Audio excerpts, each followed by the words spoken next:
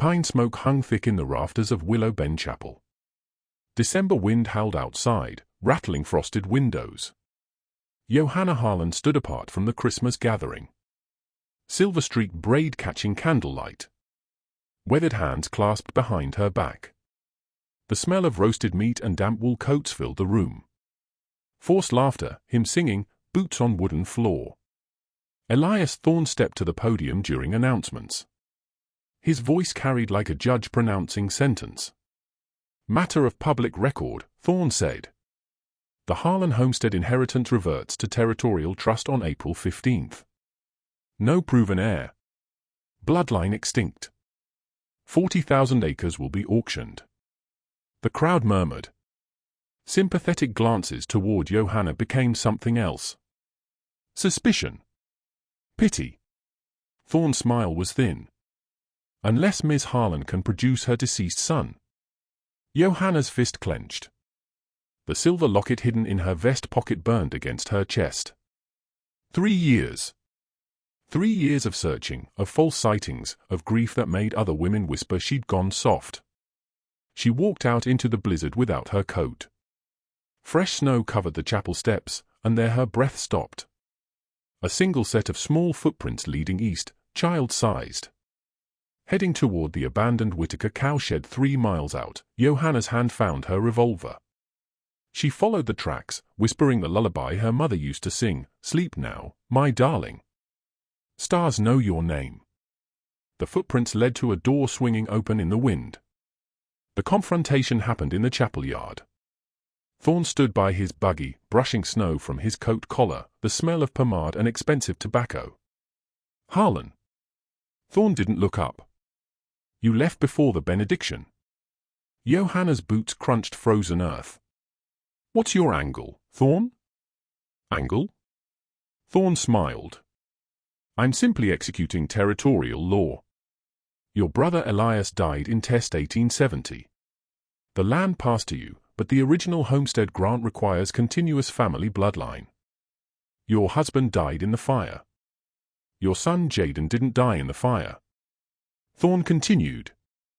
3 years ago, no body recovered. True, but no child survives winter alone.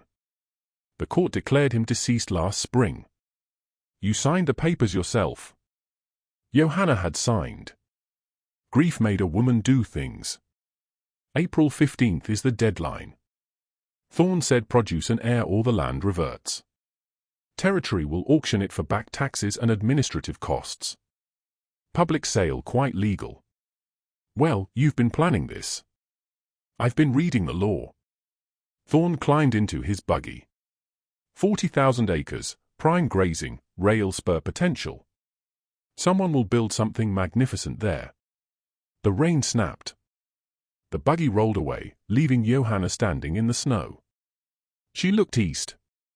Those small footprints were already filling with fresh powder. The Whitaker cowshed sat 3 miles out, abandoned since the family moved to Montana. Johanna's horse picked its way through drifts. Wind cut through her vest. Her breath came in clouds. The footprints were clear until the last quarter mile.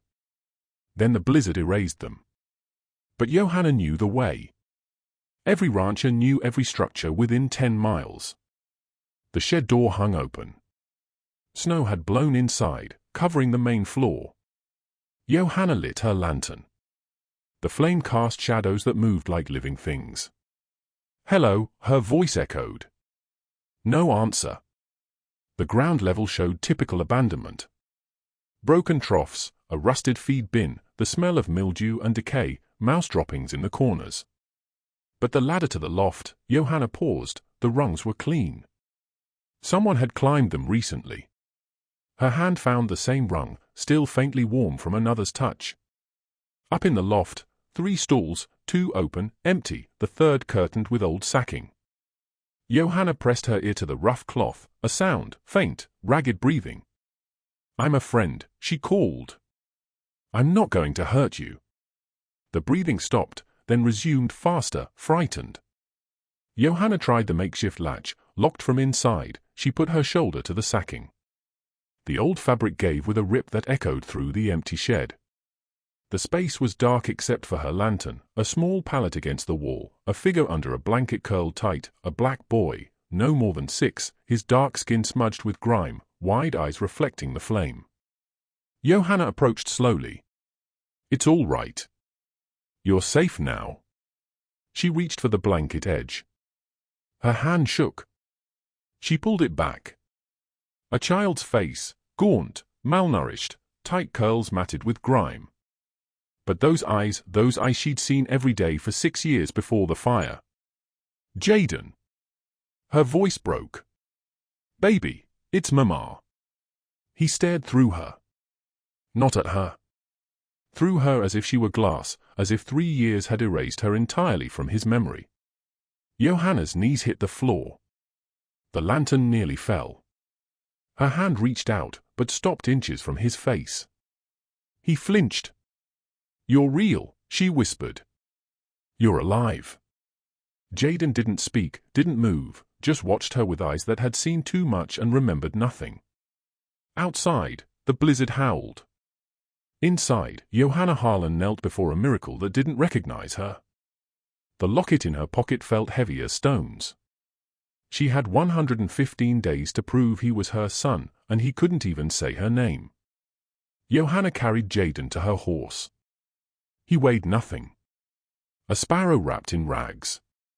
He didn't fight her, didn't cling to her, just lay limp in her arms like something already dead. The ride to the homestead took an hour. Snow fell steady. Johanna wrapped her coat around him and felt him shivering against her chest. She tried singing the lullaby. Her voice cracked on every word. He never looked at her face, just stared at the horse's mane, fingers clutching a charred wooden horse she'd found beside the pallet. The homestead appeared through the snow, lamplight in the windows. Mara Kellen, her forewoman, came out when she heard the horse. "Boss," Mara saw the child. Her face went white. "Jesus Christ."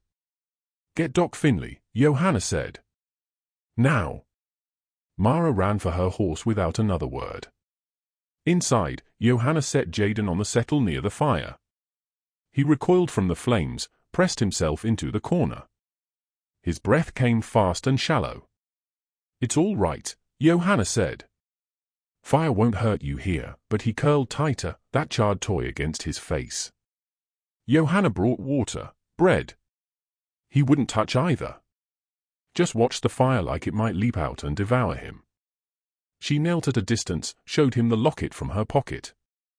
"This was your father's. See, he had chestnut hair. And this," she opened it. Inside, 2 strands braided together. "This dark curl is yours from when you were a baby."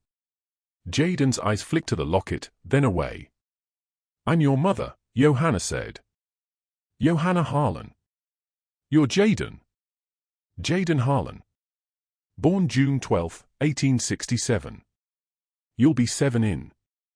Her voice broke in 5 months. Nothing. No recognition, no spark. The door opened. Doc Lyra Finley came in, stamping snow from her boots, medical bag in hand. She was 38, practical, with grey already streaking her dark hair. She'd been the one to tell Johanna her husband was dead when they pulled the body from the fire. Mara said. She saw Jayden stopped. "God in heaven. I need you to examine him," Johanna said. "Tell me he's real. Tell me I'm not." "You're not." Lyra set down her bag, approached slowly. "Hello, little one. I'm a doctor. I'm going to check if you're hurt. Is that all right?" Jayden didn't answer, but he didn't flinch when Lyra touched his wrist, checking his pulse. The examination took 20 minutes. Lyra worked quietly, noting things in a small book. The smell of carbolic soap and camphor oil. She checked Jayden's teeth, his reflexes, the way his eyes tracked light. Then she found the scar. "Johanna." Lyra's voice was careful. "Come here." Jayden's left shoulder blade. An L-shaped burn mark, old but distinct. Lyra traced it with one finger. "You remember this?" Johanna's throat closed. He fell against the stove. April of 71. Elias couldn't stop the crying. We had Doc Ramsey out. He stopped. Ramsey died last year. Influenza. Anyone else who'd remember? Elias. The word tasted like ash. And he's dead, too. Lyra closed Jaden's shirt gently. The scar matches your description. Burn pattern is consistent with a cast iron stove edge. He's malnourished, dehydrated, but alive. However, he survived. The door opened without a knock. Elias Thorne stepped inside, brushing snow from his coat. Behind him, two men Johanna didn't recognize. The smell of tobacco and ink and something else, something old and dangerous. Miss Harlan, Thorne said. I heard about your discovery. Johanna stood. Get out of my homestead. This is territorial business now. Thorne pulled papers from his coat. I've been to the county records office. Birth certificates, homestead claims. He laid a document on the table. This child you found, his name is Theo Whitaker, born December 1867. Son of Klaus and Greta Whitaker, who abandoned their cowshed last spring. Lyra picked up the paper, her face darkened. This looks official, Thorne said. Signed by the territorial clerk. Witnessed, certified. He's my son, Johanna said. Prove it. Thorne's smile was cold. Medical records burned in your house fire.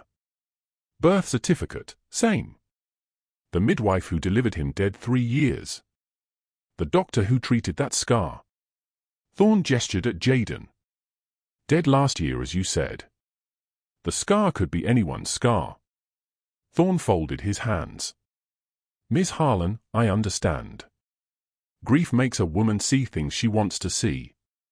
You lost your son. You found a child. Naturally, you hope he's mine. Then prove it in court. Thorne collected his papers. I filed an emergency petition with Judge Langford. Hearing is set for January 18th. Until then, this child remains in your care, but under territorial supervision.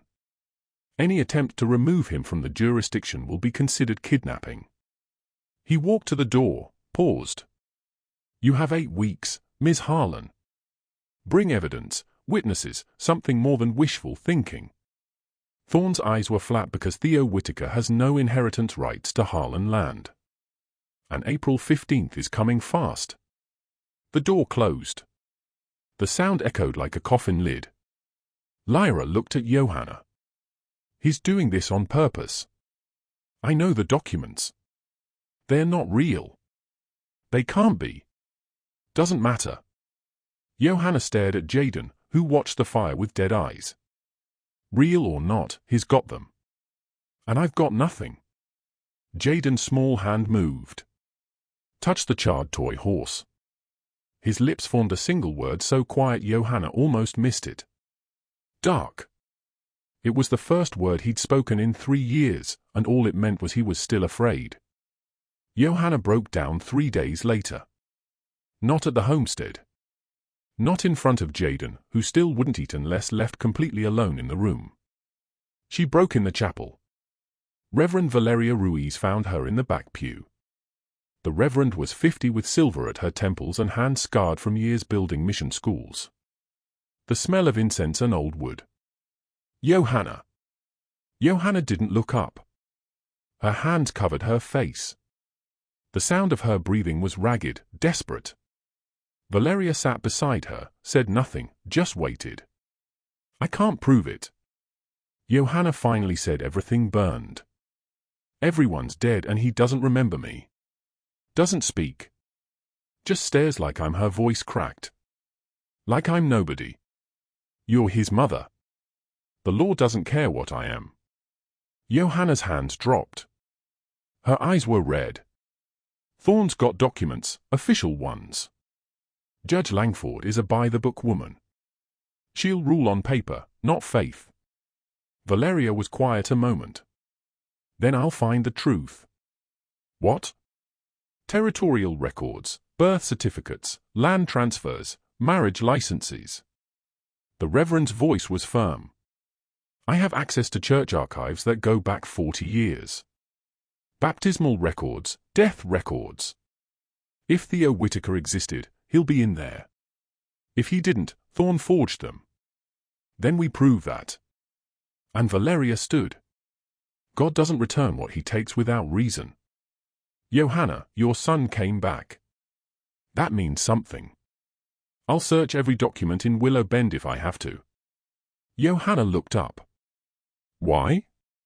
Because I've known you 20 years. You're a good woman.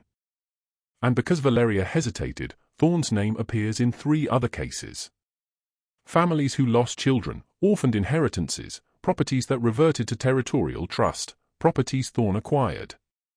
The words hung in the cold air. He's done this before, Johanna said. I can't prove it yet, but I will. Valeria placed a hand on Johanna's shoulder. Faith, Johanna, and evidence. We'll need both. After the Reverend left, Johanna knelt. She hadn't prayed since the fire.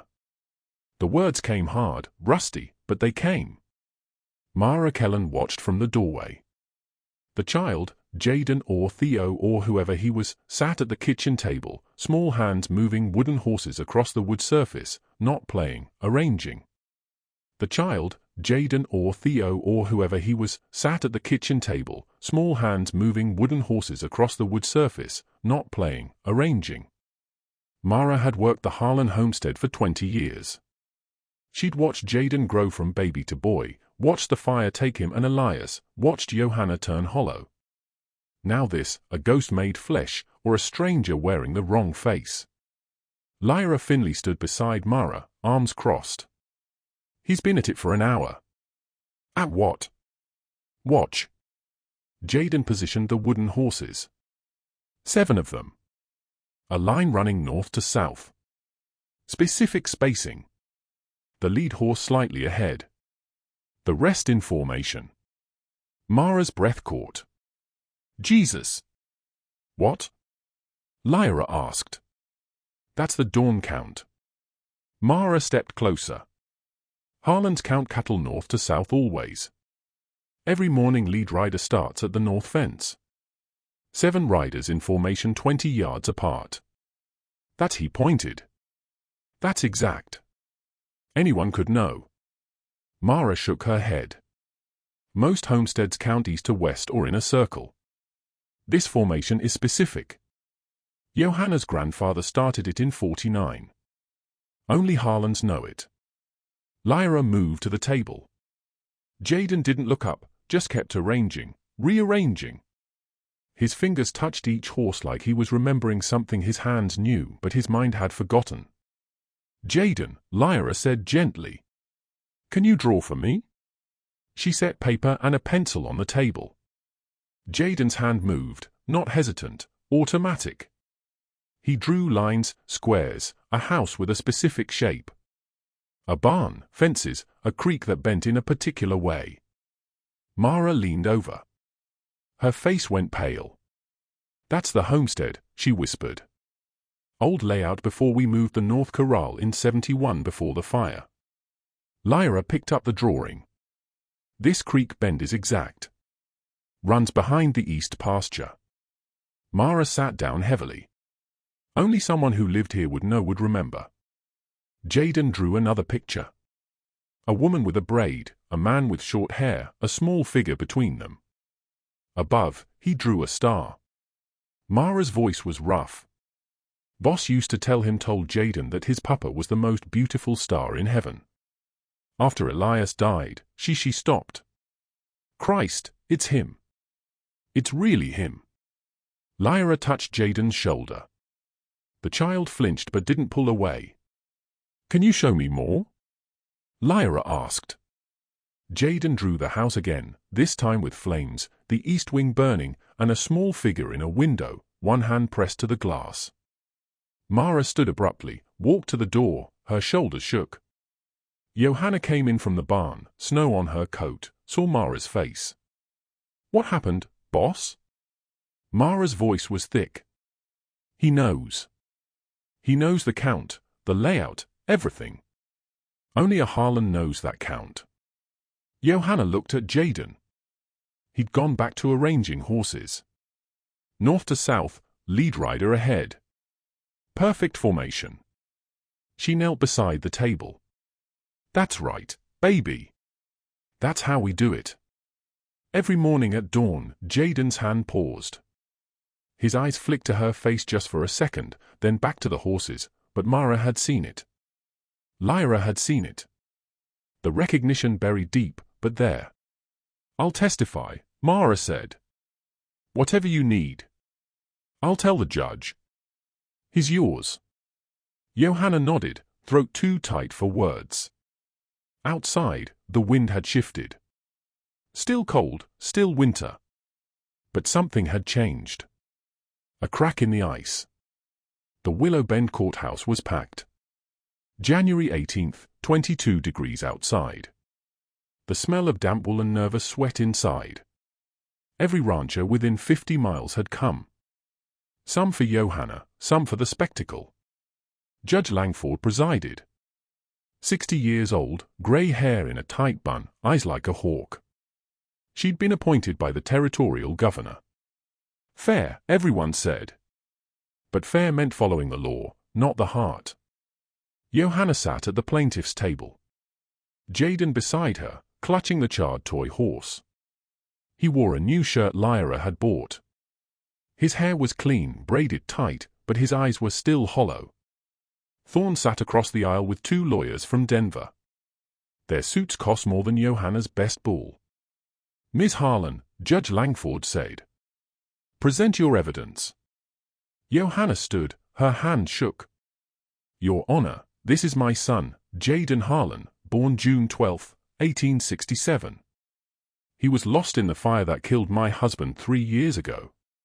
I found him on December 28th at the Whitaker cow shed. And your proof? I know my son. Johanna's voice strengthened. I know his face the way she physical evidence, Ms. Harlan. Johanna swallowed. The scar on his shoulder. Doc Finley can testify. Dr. Finley. The judge gestured. Lyra stood. Your Honor, the child has an L-shaped burn scar on his left shoulder blade. Miss Harlan's journal from April 1871 notes that her son Jayden fell against their kitchen stove, resulting in a burn that required medical treatment. Thorne's lawyer rose. Objection. The journal is self-serving, written by the plaintiff, and the doctor who treated the burn, Dr. Ramsey, is deceased. No independent verification. Sustained. Judge Langford made a note. Continue. Dr. Finley, the burn pattern is consistent with but not unique to Thorne's lawyer interrupted. Any child could fall against any stove. Thousands of children have similar scars. Lyra's jaw tightened. The positioning is subjective medical opinion. The lawyer smiled. Not proof. Mara Kellen was next. She testified about the horse formation, the dawn count, the drawings of the homestead layout. He knows things only a Harlan would know, Mara said, her voice carried across the courtroom. That count's been in the family for 25 years. Nobody outside the family knows it. Thorne's lawyer stood. Or perhaps Ms. Kellen, in her loyalty to her employer, taught the child these things, coached him. I never did you visit the Whitaker cow shed before Ms. Harlan found the child? Mara hesitated once, last fall, checking for squatters. So, you knew the child was there? No, I didn't see. But you could have seen him. Could have mentioned the Harlan counting method. Could have described the homestead layout. The lawyer's smile was sharp. Loyalty is admirable, Ms. Kellen, but it's not evidence. The courtroom murmured. Mara sat down, face red. Reverend Valeria testified about her ongoing record search. I found no baptismal record for Theo Whitaker, no death certificate for Jayden Harlan. The documentation Ms. for Thorne presented appears. Appears? Thorne's lawyer pounced. You're admitting you found nothing definitive. I'm still searching, so no evidence, just suspicion based on your friendship with Miss Harlan. Valeria's hands gripped the witness rail. The absence of a baptismal record is significant. Every child born in the territory should, but not all are, especially on remote homesteads. The lawyer turned to the judge. Your Honor, Reverend Ruiz has provided speculation, not proof. Then Thorne took the stand. He presented documents. Birth certificate for Theo Whitaker, signed by a territorial clerk, witnessed by a traveling judge who died 2 years ago. Convenient. The Whitakers were German immigrants. Thorne said they homesteaded in '67, had a son, abandoned the claim last spring when the crops failed. Left the child behind. Tragic, but not uncommon in hard times. And how did you come by these documents? Judge Langford asked. They were filed with the territorial clerk's office. Public record. I retrieved them when I heard Miss Harlan's claim. Very efficient, Johanna muttered. Thorne heard, smiled. The hearing lasted for hours. When it ended, Judge Langford's face was tired. This court recognizes the depth of Miss Harlan's conviction, she said.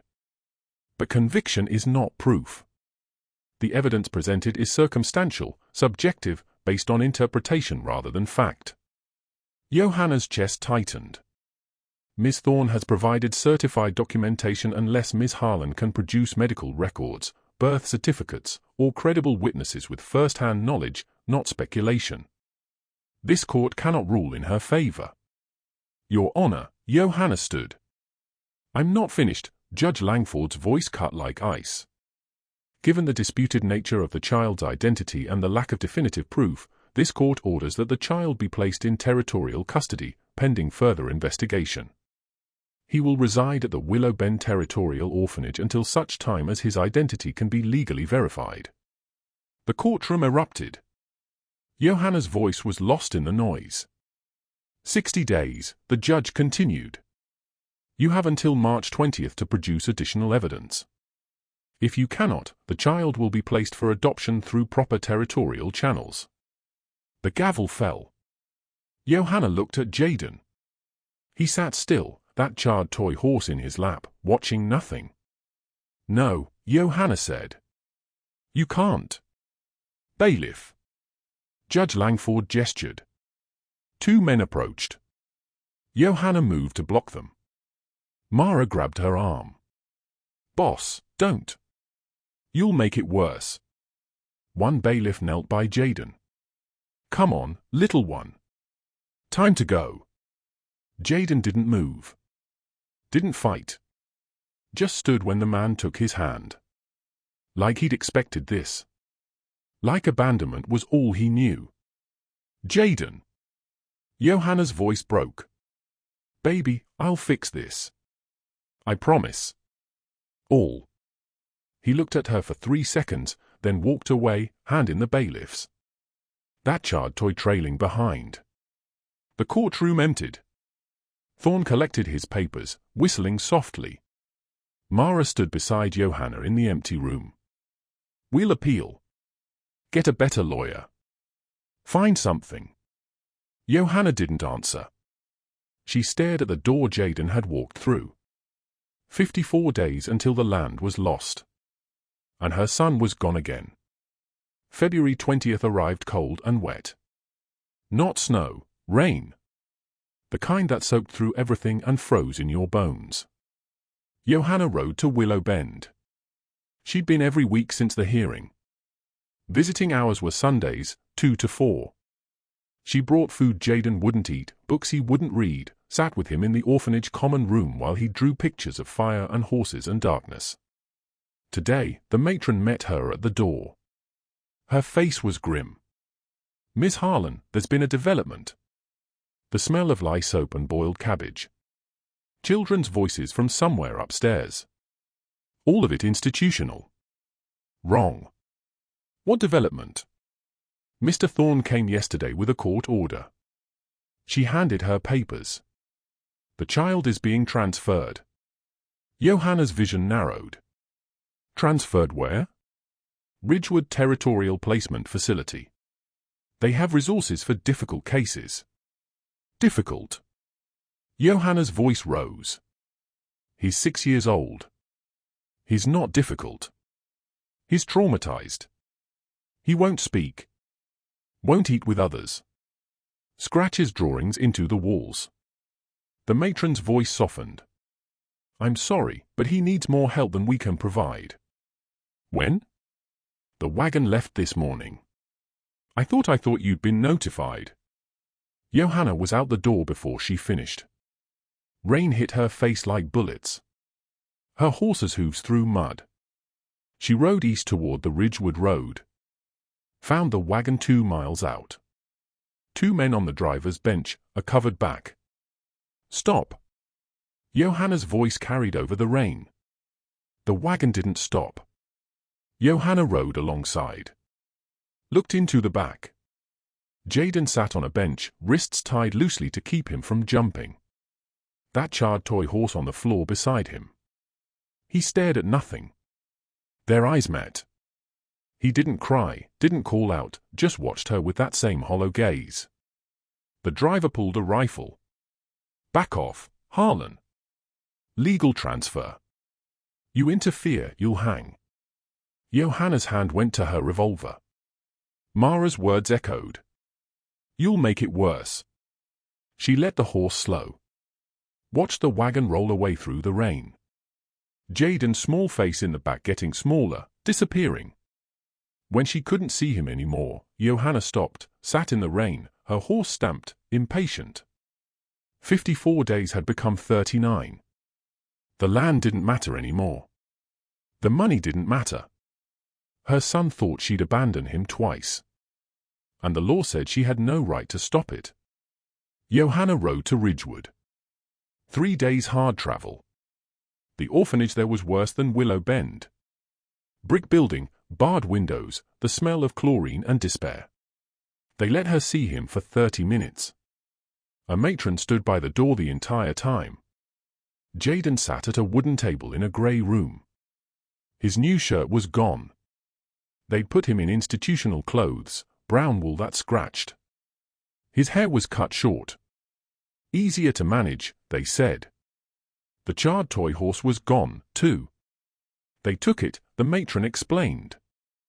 Unsanitary. Johanna felt something break inside her. That toy horse was the only thing he'd carried from the homestead. The only thing from before. She sat across from Jaden. The table between them felt like miles. Baby. Her voice was soft. I brought you something. She pulled the locket from her pocket, set it on the table between them. Gold chain, small oval case, the catch worn smooth from years of her husband's fingers. Jaden's eyes flicked to it, then away. This was your papa's. Johanna opened the locket. Inside, 2 strands of hair braided together. One chestnut, one dark curl. This chestnut hair, that's Elias. Your papa, he had the prettiest hair, like silk when the sun hit it. Jaden's fingers moved slightly, stopped, and this dark curl, that's yours from when you were a baby, 6 months old. Elias cut just a little bit, braided them together, said it was so you'd always be connected, father and son, forever. She pushed the locket across the table. It caught the light from the barred window. You can keep it, Johanna said. It's yours. Always was. Jaden's hand reached out slow, like he was testing whether it was real. His fingers touched the gold, traced the edge. Then he pulled back, shook his head. It's all right, Johanna said. You don't have to. They'll take it. His voice was barely a whisper. The first words he'd spoken in weeks. They take everything. Johanna's throat closed. Then I'll hold it for you until you're home. Until you're safe. I don't have a home. The words were flat, dead, like he'd accepted something Johanna couldn't bear to accept. Yes, you do. She leaned forward. The matron shifted by the door. You have a home with me on the homestead and I'm going to prove it. I'm going to bring you back. Jaden looked at her finally. Really looked. You can't. I can. The man with the paper said you can't. Said I'm Theo. Said you're just a sad old woman who lost her son and wants me to be him. Johanna's hands gripped the table edge. Thorn is lying. How do you know? Because I'm your mother. I held you when you were born. Watched you take your first steps.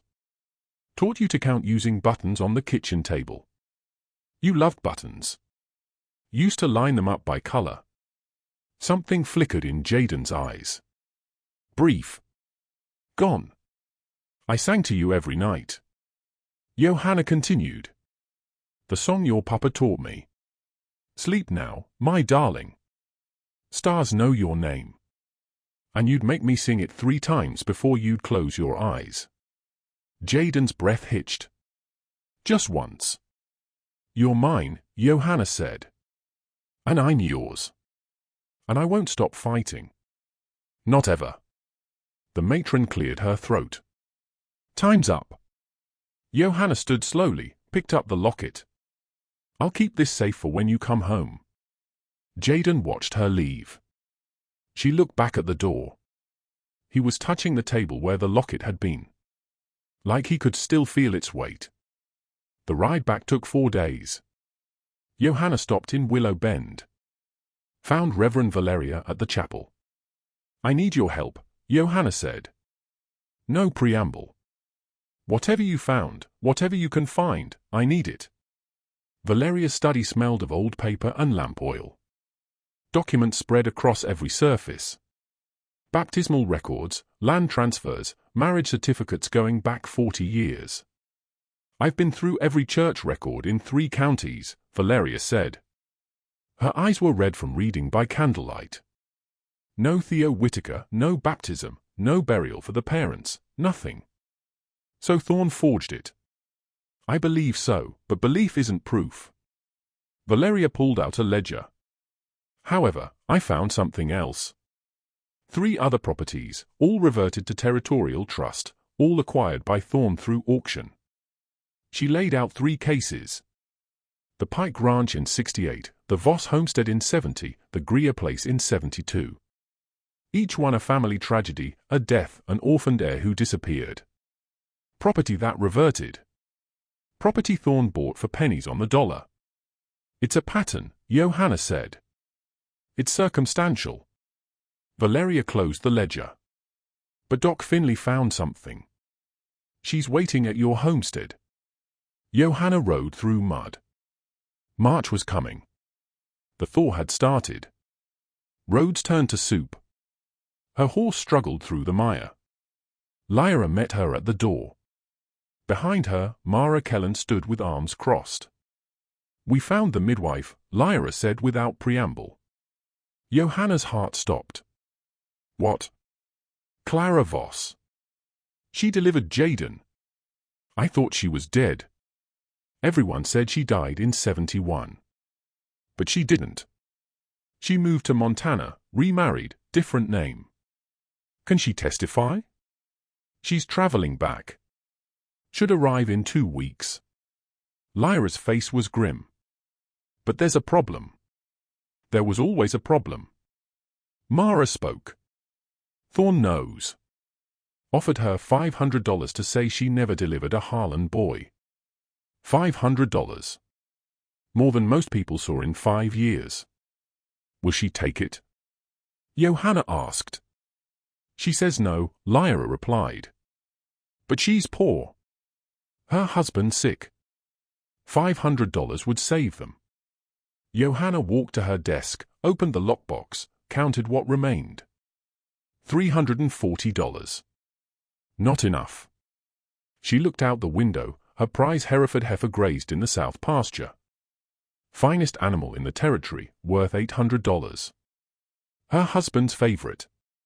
Elias used to feed it apples from his hand. Mara, Johanna said quietly. Take the heifer to market tomorrow. Best price you can get. Mara's face fell. Boss, not tomorrow. Johanna's voice was steel. Get what you can. Give $600 to Clara Voss. Tell her it's to remember the truth, not to change it. Lyra touched her arm. Johanna, without that heifer, the breeding program, doesn't matter if I lose the land. Johanna closed the lockbox. Doesn't matter if I lose everything. I'm not losing him again. Outside, the heifer loaded, low and mournful like it knew. March brought mud and cold rain and the sound of Johanna's fortune draining away. But somewhere in Montana, a midwife was remembering a birth from 6 years ago, and that was worth more than cattle. Thorne came to Lyra's office on March 8th. She was reviewing patient files when he walked in without knocking. The smell of expensive tobacco and something else, something old, dangerous. Dr. Finley. He removed his hat. Polite, poisonous. A moment of your time. Lyra set down her pen. I'm busy. This won't take long. Thorne sat uninvited. I understand you plan to testify at the appeal hearing. There is one. There will be. Thorne smiled. Miss Harlan is persistent, but persistence isn't wisdom, especially for those who support her. Lyra's spine straightened. Is that a threat? An observation? Thorne examined his fingernails. The Territorial Medical Board is quite particular about licensing. Requires regular review, character assessments, professional conduct evaluations. My conduct is exemplary. Is it? Thorne's eyes were flat. Providing medical opinions without definitive proof. Allowing personal relationships to cloud professional judgment. The board might question whether you're fit to practice in Wyoming territory. The words hung in the air like smoke. Lyra stood. Get out of my office. I'm simply advising caution. Thorne rose, settled his hat. Think about your future, Dr. Finley. Your practice, your reputation. All of it can disappear with one word to the right people. He left. The door clicked shut. Lyra sat down slowly. Her hand shook. She'd spent 15 years building her practice, earning trust in a profession that barely tolerated women. One complaint to the board, one hint of impropriety, could end everything. She looked at Jaden's medical file, the scar documentation, the careful notes. Then she locked it in her desk drawer and went to find Reverend Valeria. Valeria was in the chapel when Thorne found her. Late afternoon, light slanting through stained glass. The Reverend was arranging hymn books when the lawyer's shadow fell across the pews. Reverend Ruiz. Valeria turned. Mr. Thorne, I wanted to discuss your upcoming testimony. I have nothing to discuss with you. Thorne walked down the aisle, his boots echoed. The chapel receives a substantial annual donation from the Territorial Fund, supports your mission work, your schools, feeds the poor. Valeria's jaw tightened. I'm aware of our funding sources. Such funding requires good relationships with territorial authorities. Women who advise the governor. Women who determine which chapels receive support and which. Thorne paused. Don't. You're threatening the chapel. I'm explaining reality. Thorne's voice was soft. You're a good woman, Reverend. You help people. But helping one woman destroy her own life and potentially the chapel's mission isn't charity. It's foolishness. Valeria set down the hymn books. Is that all? One more thing. Thorne stepped closer. Your investigation into territorial records. The pattern you think you found. I'd be careful pursuing that. Women who dig too deep sometimes find things that bury them. He left Valeria standing in the sanctuary alone. The Reverend waited until the door closed. Then she locked it, went to her study, pulled out every document she'd collected on Thorne's previous acquisitions. An hour later, Lyra knocked. He threatened you, too, she said. Not a question. Yes. Valeria poured tea with steady hands. He's afraid. Afraid women are dangerous. True. Valeria set down her cup. But fear makes them careless. He threatened my chapel. My life's work. Her voice hardened. That was a mistake. Lyra Saturday. What did you find? Valeria spread papers across her desk. I've been focused on the wrong records. Birth certificates, land transfers, but today I went deeper. Territorial supply requisitions. Purchase orders from the general store. She pulled out a ledger. 2 weeks before the Harlan fire, April 4, 1871, someone purchased 15 gallons of lamp oil. Far more than any household needs. Who? Valeria pointed to a signature. Elias Thorne. Lyra's breath caught. That's not proof. There's more. Valeria laid out another document. The Voss homestead fire in 70. A week before, Thorne purchased turpentine. Large quantity. The Pike Ranch fire in 68. Thorne bought accelerant from a traveling merchant. I found the receipt. God in heaven. He doesn't just exploit tragedies. Valeria's voice was cold. He creates them. Burns families out. Waits for properties to revert, then acquires them for nothing. Lyra stood. If this is true, if he killed Elias Harlan, he killed more than Elias. The Pike fire took both parents and a son. Only their daughter survived. She disappeared 2 months later. Valeria's hands gripped the desk edge. The Voss fire killed the father. Mother and children vanished. Authorities assumed they moved back to California. Or they're dead. Somewhere they're dead. Valeria gathered the documents. We need to take this to the territorial marshal tonight. Thorne owns half the officials in Willow Bend. Then we go to Ridgewood to the federal marshal. Valeria's eyes were hard. This is murder. Multiple counts. This goes beyond land fraud. Lyra looked at the papers. Evidence of a monster wearing a lawyer's face. What about Johanna? We don't tell her yet. She's barely holding on. If she knows Thorne murdered Elias, Valeria shook her head. She'll kill him and hang for it. And so we keep this quiet until we have federal protection. Until we can arrest Thorne properly. Valeria met her eyes. Can you still testify even with his threats? Lyra thought of Jaden. That hollow gaze, the scar on his shoulder blade, the child who'd lost everything because a greedy man wanted land. Yes, she said. I'll testify. Good. Valeria locked the document in her safe. Because Clara Voss arrives in 3 days, and when she confirms Jaden's birth, Thorne will have nothing except murder charges. They walked to the chapel door together. Outside, spring rain was falling. The kind that washed away winter and brought green things. He's not just afraid, Lyra said quietly. He's trapped. I know, Valeria's voice was grim. And trapped animals bite hardest before they die. Clara Voss arrived on March 28th. She was 63, gray-haired with hands gnarled from arthritis. She'd traveled 5 days from Montana. Mara met her at the depot with Johanna's $600 in cash. They gathered at the homestead. Johanna, Lyra, Valeria, Mara, and Clara. The smell of coffee and wood smoke. Outside, thunder rumbled distant, a spring storm building over the mountains. Clara sat at the kitchen table, accepted coffee with shaking hands. I remember the birth, she said. June 12, 67. Middle of a heat wave, Elias Harlan labored through the night. Finally delivered at dawn, a boy, 7 pounds, healthy lungs.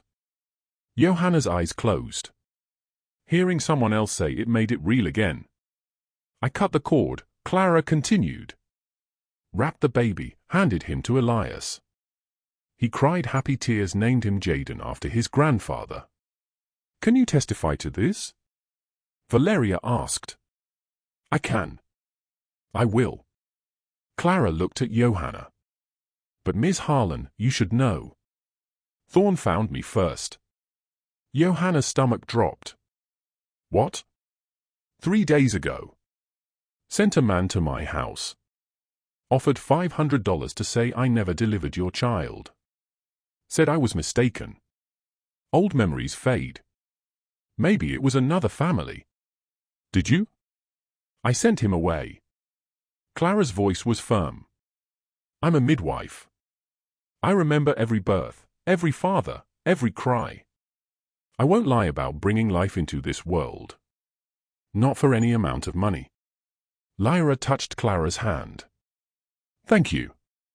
But Thorn knows I'm here, Clara said. Knows I'm testifying. He's desperate. Desperate men do desperate things. Thunder cracked closer. Rain began pattering on the roof. Johanna stood, walked to the window, stared at nothing. Her hands gripped the sill until her knuckles went white. Johanna, Valeria's voice was careful. They took him to Ridgewood, Johanna said quietly. Put him in a brick building with barred windows, cut his hair, took his toy horse, told him he's nobody, that I'm just a sad old woman who lost her son. The appeal hearing is in 2 weeks. 2 weeks, Johanna's voice cracked. He won't last 2 weeks. You didn't see his eyes. He's giving up, accepting it. When the law failed him, Johanna spun. Her face was haggard. The law said he's Theo Whitaker. The law took him from me. The law put him in that place. Johanna. Lyra stood. Clara's testimony changes everything. We'll get him back legally. The right way. The right way. Johanna laughed bitter. Elias burned to death in that fire. Jaden wandered alone for God knows how long before someone found him, hit him. Kept him alive somehow. And when I finally found him, when God gave him back, the law said no. Said I couldn't prove he was mine. She walked to her desk, opened the drawer. Inside her revolver, she stared at it. I'm going to Ridgewood, she said. Tonight I'm bringing him home. The room went silent except for rain on tin roof. Johanna. Valeria's voice was careful. That's kidnapping. You'll be arrested. Hanged. Then I'll hang. Johanna's voice was flat.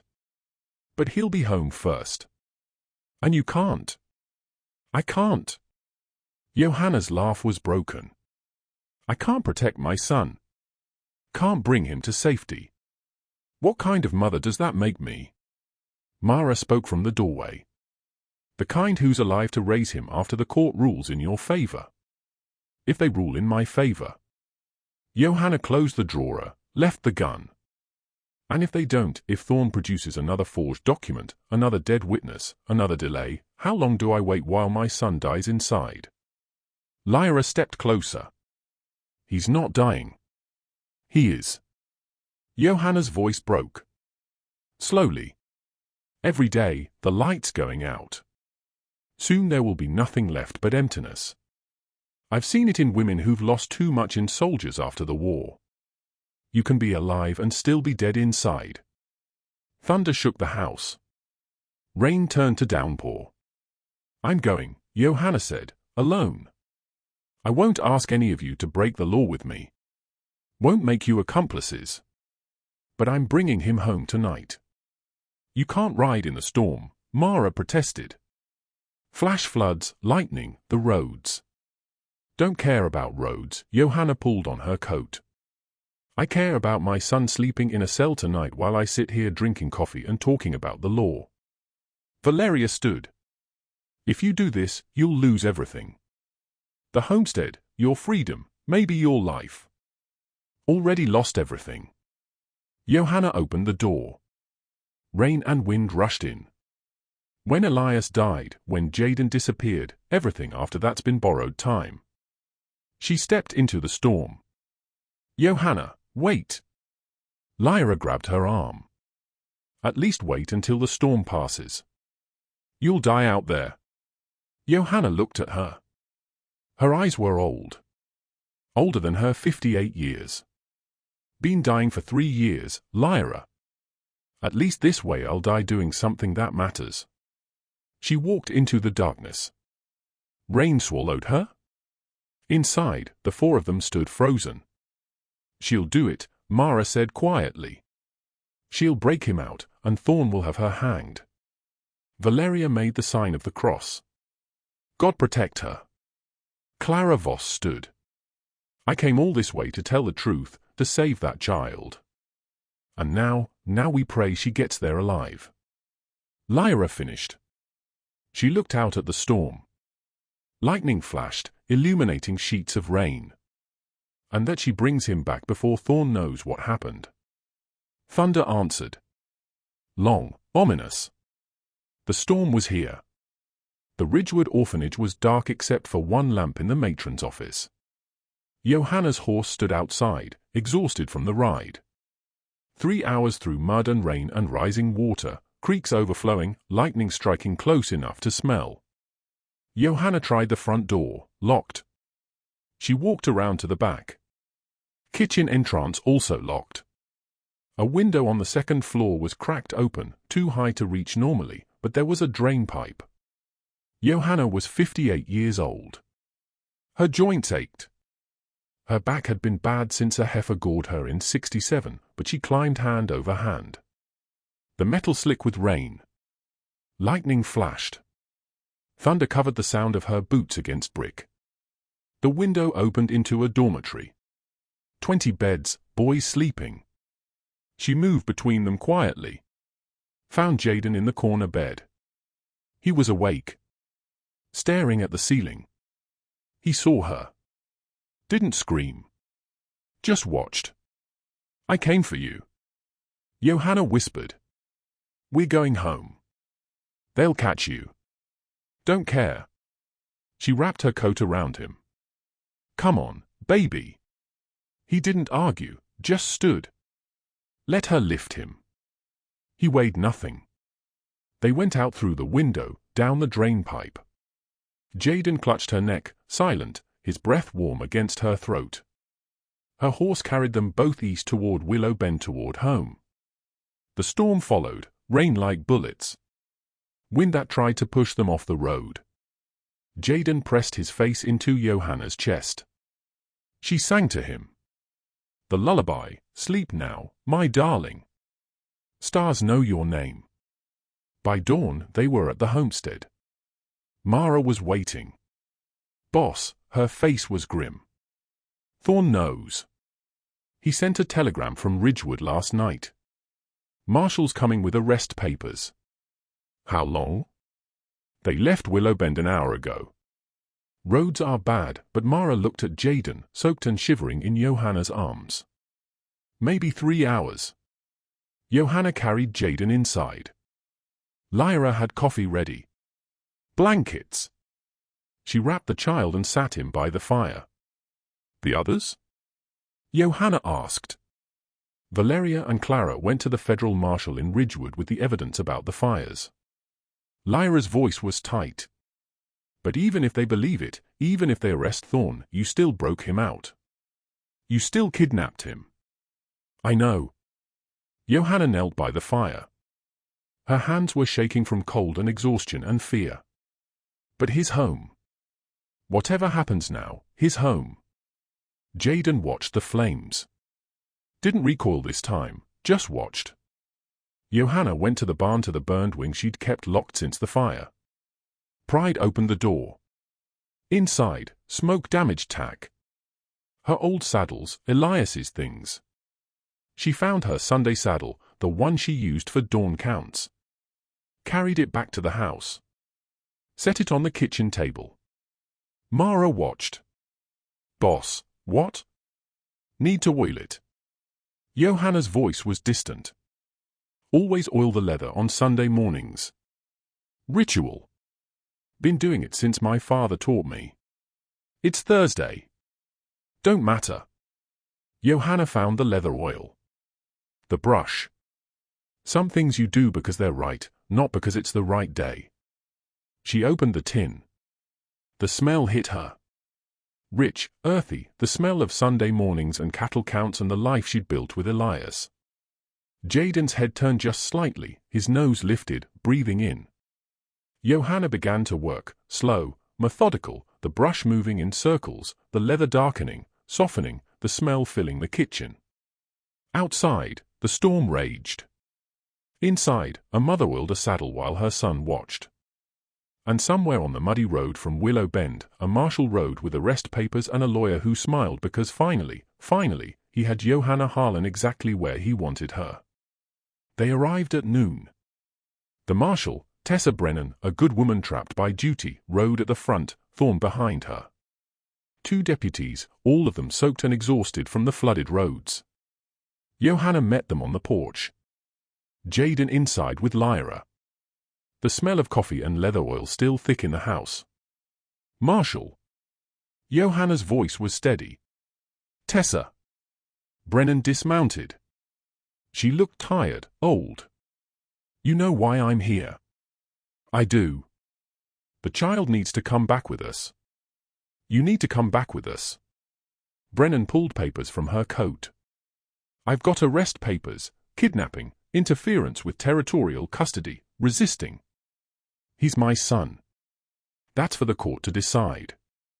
Brennan's voice softened. I'm sorry, Johanna. I truly am. But the law. Thunder cracked. So close the ground shook. Lightning hit somewhere north. The smell of ozone. Creeks rising. Mara called from the barn. Water's over the bridge already. Brennan looked back. The road they'd come on was disappearing under brown water. Flash flood. The spring melt combined with days of rain. Christ, one deputy muttered. We're trapped. Thorne said. His face was pale. How long? For hours, maybe 6. Mara's voice was grim. Until the water drops. Can't cross now. You'd be swept away. Thorne turned to Brennan. Then arrest her now. Secure the child. We're not going anywhere. Brennan looked at the flooding, at her exhausted horses, at the storm that showed no signs of stopping. We wait. They came inside because there was nowhere else to go. 6 women and 1 man and 1 child, all trapped by water and weather and circumstance. Jaden sat by the fire. The saddle was still on the table, half-oiled. He watched everyone with wary eyes. Thorne saw him. His face went hard. That's him, Theo Whitaker. He needs to be. He stays where he is, Brennan said. Until we can leave. Then we'll sort it legally. Lyra poured coffee. The kitchen was too small for this many people. Too tense. The smell of wet wool and anger. Johanna stood by the window watching the water rise. Her revolver was on her belt. Everyone saw it. No one mentioned it. Where's Reverend Ruiz? Thorne asked suddenly. In that midwife.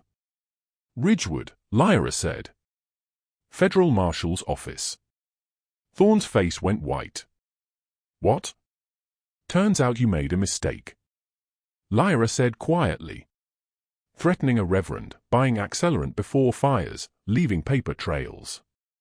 That's I don't know what you're the Pike fire, the Voss fire, the Harlan fire. Lyra's voice was steady. You started them all, and Valeria has proof. The room went silent except for rain on the roof. Brennan stood. Is this true? It's lies, Thorne said quickly. Desperate lies from desperate people. We'll see what the federal marshal says. Lyra met Thorne's eyes. They're expecting us tomorrow with evidence.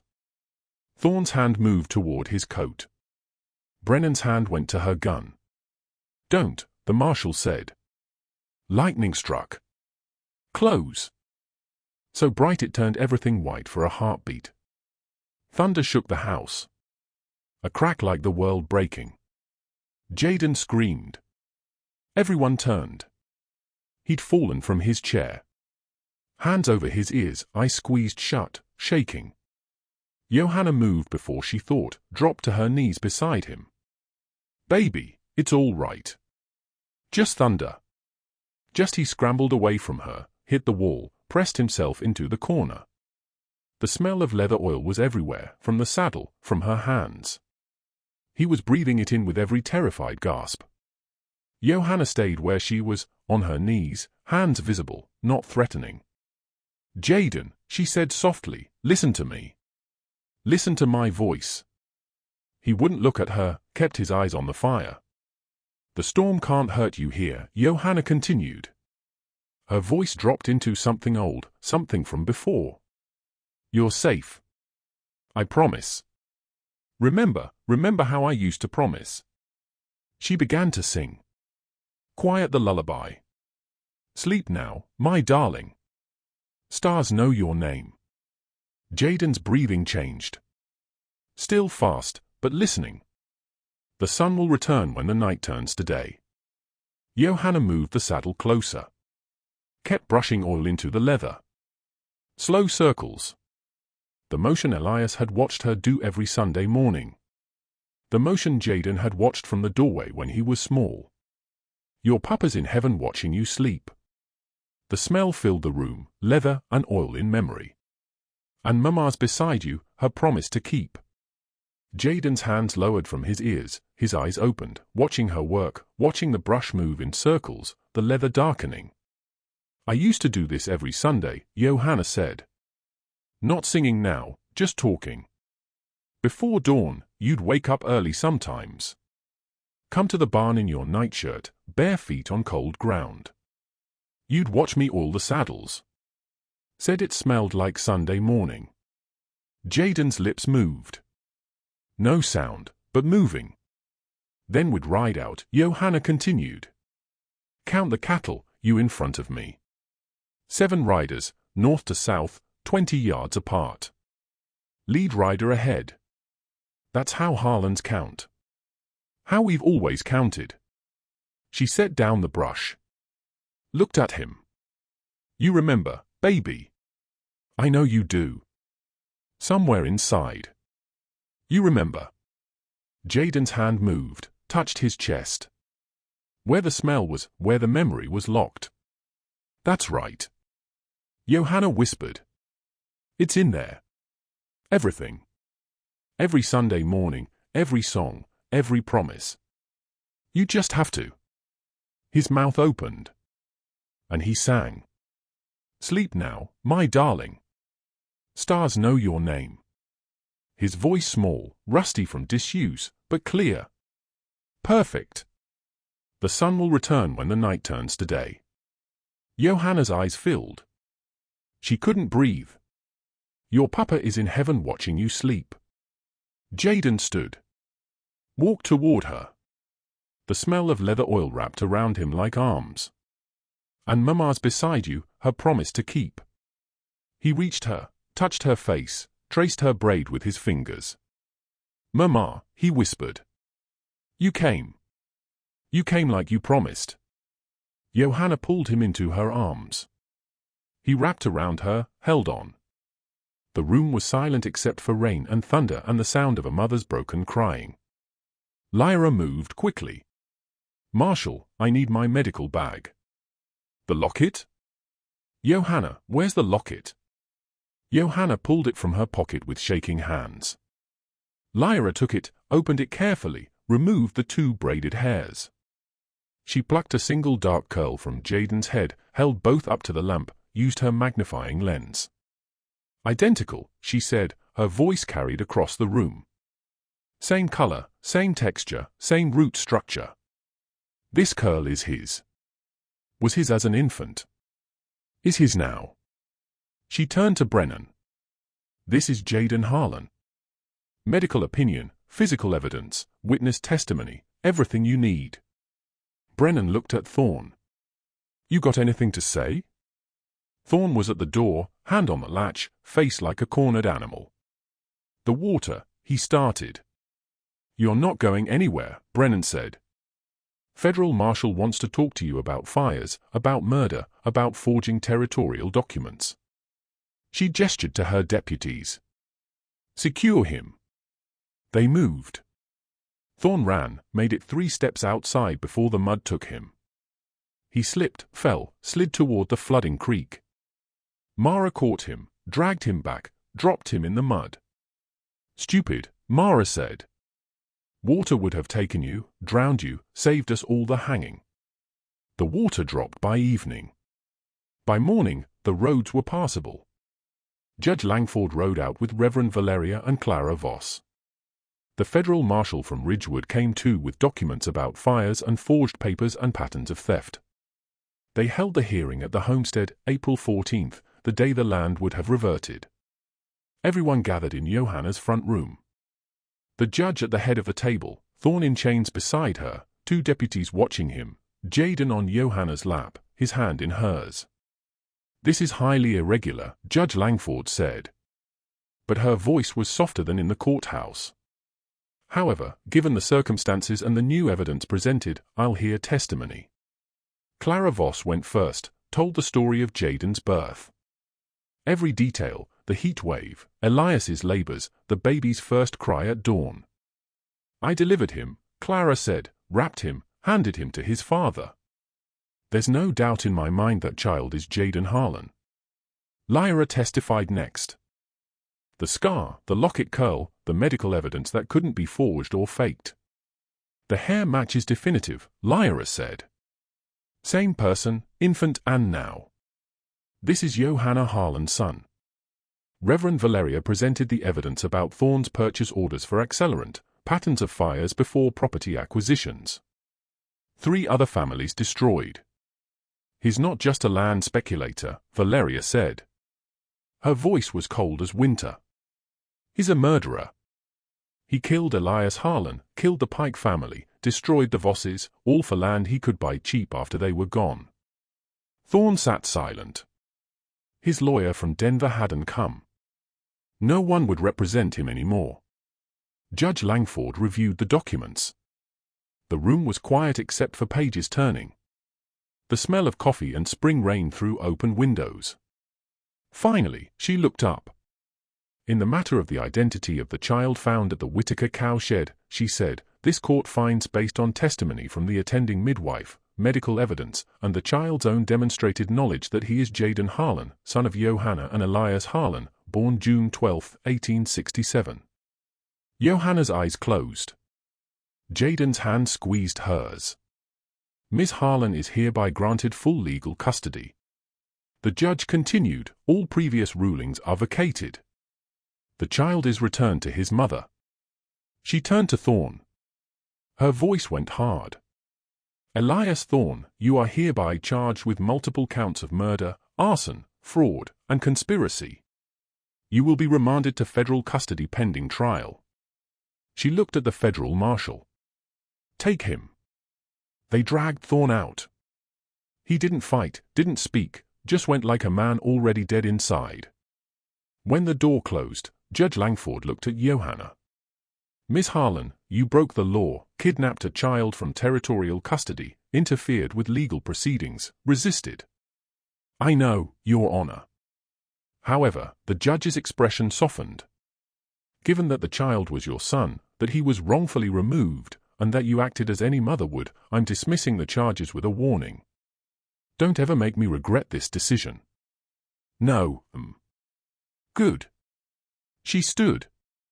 "Your land is secure. Your inheritance stands. Your son is home." She paused at the door.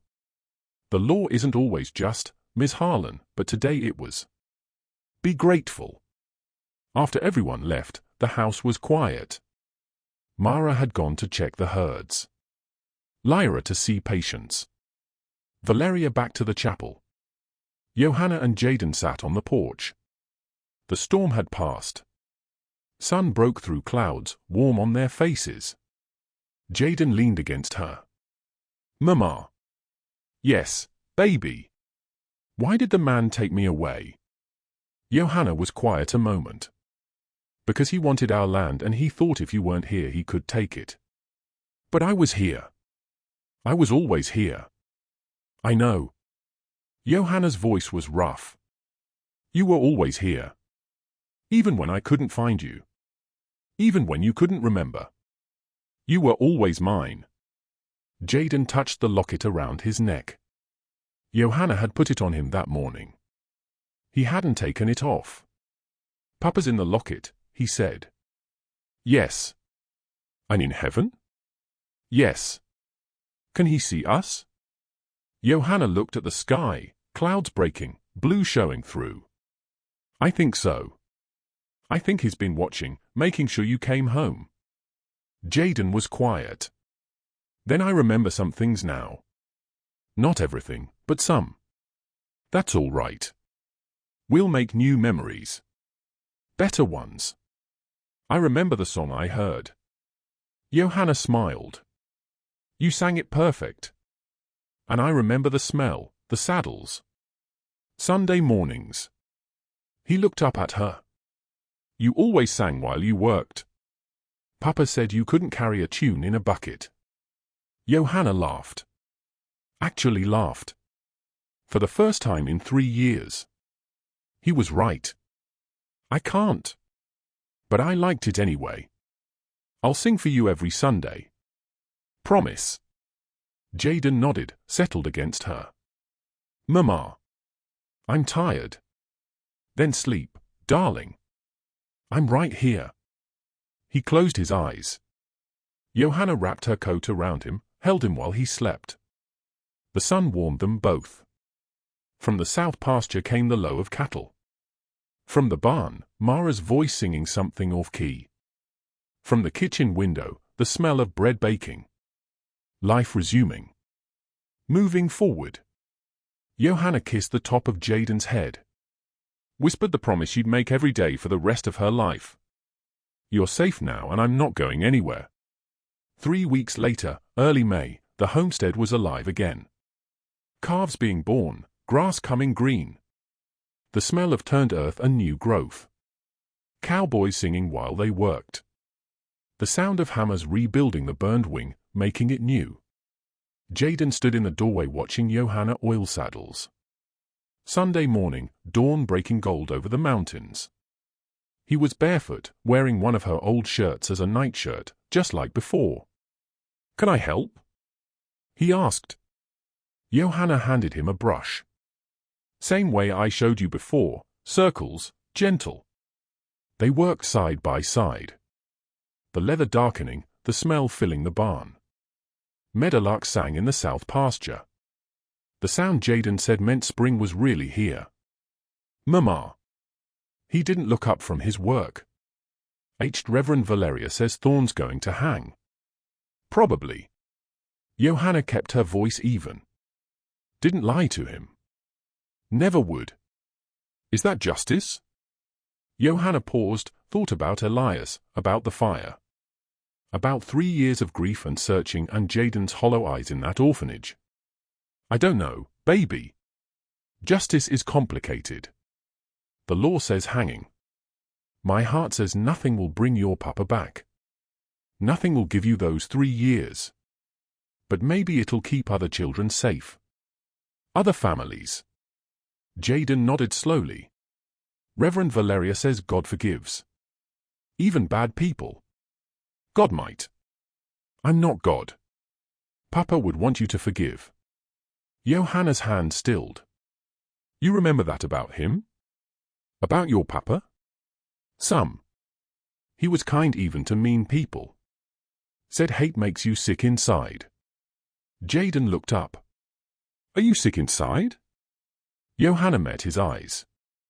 This child who'd survived fire and abandonment and terror, who'd come back from darkness, who was teaching her how to live again.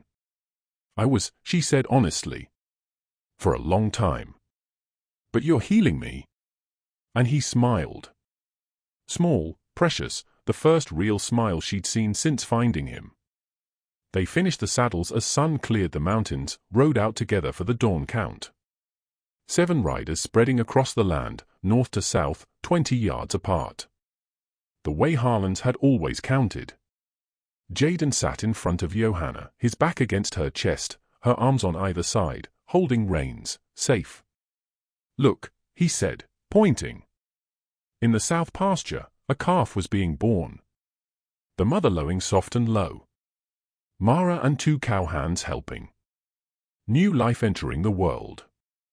Beautiful, Johanna said. Mama, Jaden's voice was quiet. Can I sing to the baby when it's born? Papa's song. Johanna's throat closed. I think the calf would like that. And I think your papa would too. They rode closer, watched as the calf emerged, wet and wobbling. The mother cleaning it. The sound of new life taking its first breath. Jaden sang soft and clear. The lullaby that had brought him home. Sleep now, my darling. Stars know your name. The sun will return when the night turns to day. Your papa's in heaven watching you sleep. And mama's beside you. Her promise to keep. The cowhands stopped their work, listened. Mara wiped her eyes with the back of her hand. When the song ended, the calf struggled to its feet, stood, took its first steps on shaking legs, finding its balance, learning to live like Jaden, like Johanna. Like all of them who'd survived the fire and the grief and the long winter. The land didn't care about deeds or documents or lawyers who lied. It knew who belonged to it. The earth remembered, the grass remembered, the cattle remembered, and Jaden Harlan belonged here. Always had, always would. Johanna kissed the top of his head, turned her horse toward home, toward breakfast and spring planning, and all the ordinary beautiful days ahead. The sun climbed higher. Meadowlark sang. The creek ran clear and cold.